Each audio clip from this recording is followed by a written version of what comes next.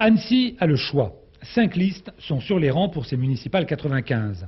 Contrairement à celles de 83 et 89 où Bernard Bosson avait été élu sans appel au premier tour avec 58,2 et 59,5% des voix, le maire sortant risque de se retrouver au second tour. En effet, outre une liste écologie urbaine et sociale et la liste du PC, Jean Excoffier pour le PS et Michel Landrivon pour le Front National semblent installés dans le paysage annécien.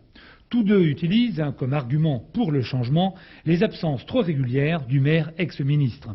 Pour le Front National, avec l'insécurité et la fiscalité trop lourde dans une ville déjà chère, il s'agit là d'un thème important. Je crois qu'il va solliciter de nouveaux mandats et on recommencera la même chose qu'auparavant. Autre thème largement exploité par le Parti socialiste, celui de l'avenir sociologique et démographique de la ville d'Annecy.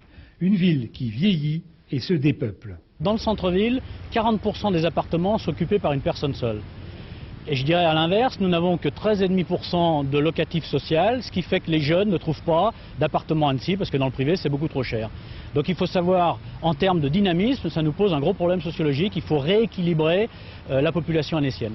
À cela, Bernard Bosson répond aussi par des chiffres qui justifient, selon lui, un véritable effort social. Je rappelle que nous sommes le seul chef-lieu, je dis bien le seul chef-lieu de France, à n'avoir ni DSQ ni contrat de ville, parce que dans cette ville, qui n'est pas une ville riche, où plus de 63% de la population a un revenu tel qu'elle a droit à un HLM, nous avons fait une politique de logements sociaux dans tous les quartiers, sans ghetto, depuis si longtemps que nous avons des difficultés globales, mais pas de point de fixation. Ça, je crois que la population s'en rend compte. Si Bernard Bosson ne passe pas au premier tour, le second sera peut-être une triangulaire.